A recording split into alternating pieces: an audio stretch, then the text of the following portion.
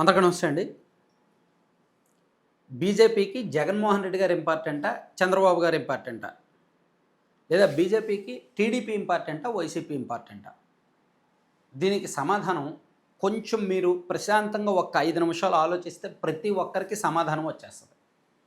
ఇది అమిత్ షా గారంట పవన్ కళ్యాణ్ గారికి చెప్తే, పవన్ కళ్యాణ్ గారికి, నాదెళ్ల మనోహర్ గారికి చెప్తే, పవన్ కళ్యాణ్ గారు, నాదెళ్ల మనోహర్ గారు వాళ్ళ ఇంపార్టెంట్ పార్టీ నాయకులకి చెప్పారంట. సో ఇక్కడ అమిత్ షా గారు చెప్పిన పాయింటు అని చెప్పి అమిత్ షా గారు ఇలా చెప్పారు అని. అంటే చంద్రబాబు గారితో కాదు, చంద్రబాబు గారు మనకి ఇన్స్టాంట్ ఫ్రెండ్ మాత్రమే, కానీ జగన్ మనకి నమ్మకస్తుడైన మిత్రుడు, కాబట్టి మీరు జగన్మోహన్ రెడ్డి గారిని ఎక్కువగా వ్యతిరేకించొద్దు అని చెప్పినట్టు ప్రముఖ జర్నలిస్టు, ప్రముఖ అనలిస్ట్ ప్రొఫెసర్ నాగేశ్వర్ గారు చెప్పారు. ఒక వీడియోలో మొన్న అనలైజ్ చేశారు. సో ఈ లింక్ మనకి చాలామంది నాకు పెట్టి ఇది నిజమా కాదా అని అడుగుతున్నారు. సరే, నేను అది నిజమా కాదా అని నేను చెప్పలేను, అండ్ నేను ఎవరితో మాట్లాడలేదు, అండ్ ఆయనకున్న సోర్సులు ఏమిటో మరి ఆయనకు ఉండొచ్చు కాక. కానీ జరుగుతున్న పరిణామాలను చూస్తుంటే సీక్వెన్స్ ఆఫ్ సీన్స్, అంటే ఈ సీన్స్ జరుగుతున్న పరిణామాలన్నింటినీ సీక్వెన్స్గా మనం ఒకసారి మైండ్లో ఆలోచిస్తే బీజేపీ జగన్మోహన్ రెడ్డి గారిని కంటికి రెప్పలా కాపాడుకుంటున్న మాట వాస్తవం. ఎందుకంటే చంద్రబాబు గారు బీజేపీకి అవసరం కొద్దీ, రాజకీయ అవసరం కొద్దీ ఒకరినొకరు కౌగిలించుకుంటున్న మాట తప్ప వాళ్ళ మధ్య మనస్ఫూర్తిగా కలయిక లేదు. ఏదో రాజకీయ అవసరాల కోసం మాత్రమే కలిసినట్టు ఉంటుంది. మీకు కొన్ని ఉదాహరణలు మనం చెప్పొచ్చు. నేను చెప్తున్నాను కదా, నేను చెప్పేదానికంటే మీరు ఆలోచించినా మీకు సమాధానం వచ్చేస్తుంది. 2014లో చంద్రబాబు గారు బీజేపీతో పొత్తు పెట్టుకున్నారు. అప్పుడు వాళ్ళిద్దరు రాజకీయ అవసరాలు.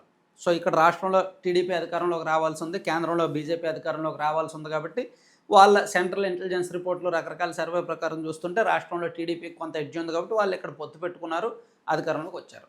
ఆ తర్వాత ఏదో ప్రత్యేక హోదా ఇవ్వలేదని, పోలవరంగా డబ్బులు ఇవ్వలేదని, కేంద్రం సహకారం లేదని చంద్రబాబు గారు అలిగి 2018లో బీజేపీతో తెగదెంపులు చేసుకుని కేంద్రంలో బీజేపీని ఓడించడానికి విపరీతంగా ప్రయత్నం చేశారు. బీజేపీని ఒక బద్ధశత్రువుగా చూసి నరేంద్ర మోదీ గారిని దేశంలో ఏ ఒక్క రాజకీయ నాయకుడు చెయ్యనన్ని విమర్శలు చేశారు. అమిత్ షా గారు తిరుపతి వచ్చినప్పుడు చెప్పులు వేయించారు, అంటే విపరీతంగా వ్యతిరేకించారు. అంటే చంద్రబాబు నాయుడు గారి ప్రేమ విపరీతంగానే ఉంది, చంద్రబాబు నాయుడు గారి ద్వేషం విపరీతంగానే ఉంది. ఆ టైంలో 2019లో బీజేపీ వాళ్ళు కూడా ఈయన మరీ రెచ్చిపోతున్నాడు, ఈయన ఎక్కడ నొక్కాలో అక్కడ నొక్కి పెట్టాలని చెప్పి జగన్మోహన్ రెడ్డి గారు 2019లో అధికారంలోకి రావడంలో బీజేపీ వాళ్ళు శాయశక్తుల వ్యవస్థీకృతంగా వ్యవస్థల పరంగా సహకరించారు. 2019 ఎన్నికలకు ముందు టీడీపీ నాయకుల మీద విపరీతంగా 20 మంది నాయకుల మీద ఆర్థిక మూలాలు దెబ్బతీశారు. ఐటీ రైట్స్ జరిగాయి. ఏ ఒక్క వైసీపీ నాయకుడి వ్యాపారాల మీద కూడా ఐటీ రైట్స్ జరగలేదు తెలుసా? అది అందరికీ తెలిసిన విషయమేగా. 20 మంది టీడీపీ నాయకులు ఆస్తుల మీద ఐటీ రైట్స్ జరిగాయి. వాళ్ళ ఆర్థిక మూలాలు స్తంభించాయి, వాళ్ళ ఆర్థిక లావాదేవీలు ఆపేశారు, ఎన్నికల్లో డబ్బులు ఖర్చు పెట్టకుండా ఆపేశారు, కార్పొరేట్ ఫండ్ ఆపేశారు. ఒక్క వైసీపీ నాయకుడి వ్యవహారంలో కూడా ఐటీ రైట్స్ జరగలేదు, వాళ్ళకి ఫ్రీ హ్యాండ్ ఇచ్చారు, పైగా కార్పొరేట్ ఫండ్ అందేలా చూశారు. దాంతో జగన్మోహన్ రెడ్డి గారు అధికారంలోకి వచ్చారు. పైగా ఇక్కడ చంద్రబాబు గారు సీఎంగా ఉన్నప్పటికీ ఆయన డమ్మీ అయిపోయారు. సిఎస్ని మార్చేశారు, డీజీపీని మార్చేశారు, ఇంటెలిజెన్స్ డీజీని మార్చారు, చాలా జిల్లాల్లో కలెక్టర్లు మార్చేశారు, చాలా జిల్లాల్లో ఎస్పీలను మార్చేశారు. పాపం టీడీపీ అధికారంలో ఉన్న అచేతనావస్థలోకి వెళ్ళిపోయారు. Because of BJP central government support Jaganmohan Reddy గారికి ఉంది కాబట్టి.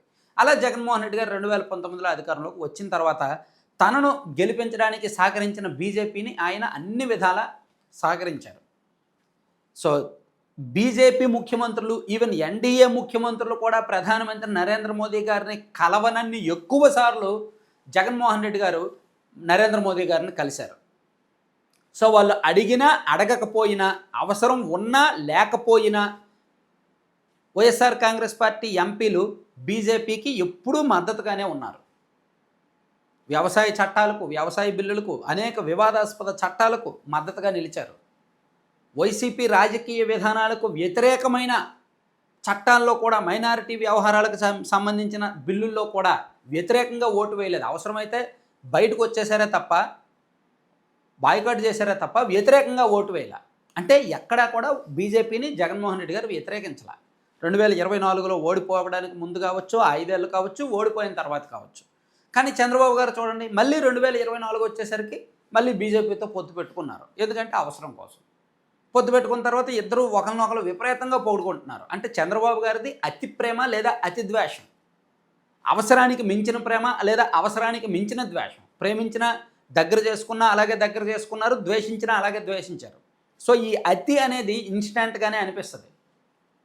కానీ జగన్మోహన్ రెడ్డి గారు చూడండి, చాలా చాకచక్యంగా, చాలా జాగ్రత్తగా బీజేపీతో ఒక డీల్. నేను మీకు లైఫ్ అంతా ఉంటాను, రుణపడి ఉంటాను, నాకు మీరు అడ్డం రావద్దు అని ఒక కమిట్మెంటు, ఒక అండర్‌స్టాండింగ్, ఒక లాయల్టీ చూపించారు. సో అందుకే జగన్మోహన్ రెడ్డి గారు ఇప్పుడు ఓడిపోయాక 2024లో ఓడిపోయాక ఆయన్ని అరెస్ట్ చేయాలంటే బోలెడన్ని కేసులున్నాయి. వైఎస్ వివేకానంద రెడ్డి గారి కేసు రీఓపెన్ చేస్తే చాలు జగన్మోహన్ రెడ్డి గారి ఫ్యామిలీ ఇబ్బంది పడతారు లీగల్‌గా. తప్పదు. అండ్ జగన్మోహన్ రెడ్డి గారు ఉన్న పాత సిబిఐ కేసులు రీఓపెన్ చేసి ఇన్వెస్టిగేట్ చేస్తే చాలు. ఆల్రెడీ ఆధారాలున్నాయి, సాక్ష్యాలున్నాయి, ఛార్జ్ షీట్లు కూడా వేసేశారు. అది రీఓపెన్ చేస్తే చాలు 2 నెలల్లో జగన్మోహన్ రెడ్డి గారిని వేసేయచ్చు. మినిమం 14 ఏళ్ళు జైల్లో ఉంటారు. అంత పెద్ద పెద్ద కేసులు నమోదయ్యాయి అవన్నీ కూడా.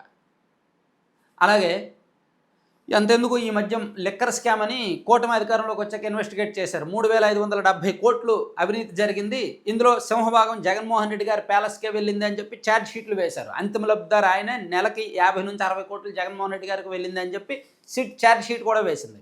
ఈ కేసులో జగన్మోహన్ రెడ్డి గారిని నిందితుడిగా చేర్చలేదు, విచారణకు పిలవలేదు, కనీసం ఆయన ఎఫ్ఐఆర్లో కూడా ఆయన ఏదీ లేదు, అసలు ఆయన జోలికి వెళ్ళలేదు. ఆయన అరెస్ట్ అంటే పక్కన, కనీసం నిందితుడిగా చేర్చలేదు, ఏదీ లేదు. ఛార్జ్ షీట్లో పేరు ఎక్కించి వదిలేశారు అంతే. ఏమండి, 100 రూపాయలు దొంగతనం జరిగింది. ఆ దొంగతనం అంతిమ లబ్ధిదారు ఎవరింటికి వెళ్ళింది అనేది కూడా తెలిసింది. మరి అతన్ని అరెస్ట్ చేయరండి, అతన్ని విచారణకు పిలవరండి, అతన్ని నిందితుడిగా చేర్చరా అండి?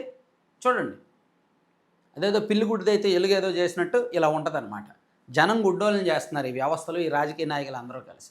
ఛార్జ్ షీట్లో స్పష్టంగా జగన్మోహన్ రెడ్డి గారు పేరు పెట్టారు. నెలకు 50-60 కోట్లు ఈయనకి వెళ్ళింది, ఈయన తాడేపల్లి ప్యాలెస్కి వెళ్ళింది, మొత్తం మీద 3,570 కోట్లు అవినీతి జరిగింది, అందులో 90% ఆయన దగ్గరికి వెళ్ళింది, ఆయనే లబ్ధిదారు అని.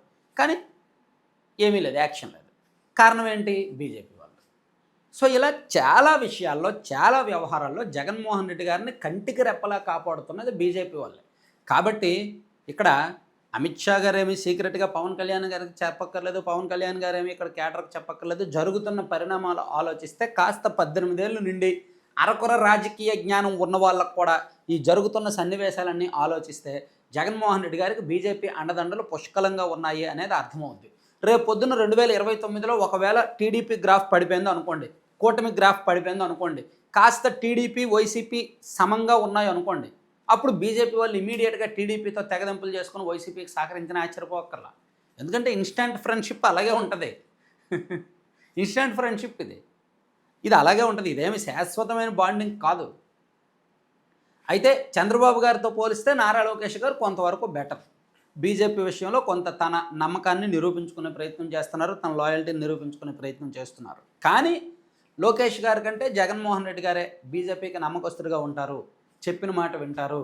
ఎందుకంటే వీళ్ళ బలహీనతల కంటే జగన్మోహన్ రెడ్డి గారి బలహీనతలు బీజేపీ వాళ్ళ దగ్గర ఎక్కువ ఉన్నాయి. అంటే వీళ్ళ పిలక కంటే జగన్మోహన్ రెడ్డి గారి పిలక బీజేపీ వాళ్ళ చేతుల్లో ఎక్కువ ఉంది. కాబట్టి ఆయన్ని ఈజీగా ఆడించవచ్చు పైగా అనేది వాళ్ళ ఆలోచన. కాబట్టి ఇది నిజం. అది సీక్రెట్గా ఆయన సోర్సుల ద్వారా ఆయనకు తెలిసిన జరిగిన సీక్వెన్స్ ప్రకారం మనం అనలైజ్ చేసుకుంటే ఎవరికి వాళ్ళు అనలైజ్ చేసుకుంటే అది నిజం. అమిత్ షా గారు ఇంటర్నల్గా చేసిన కామెంట్స్ నిజమే. Thank you.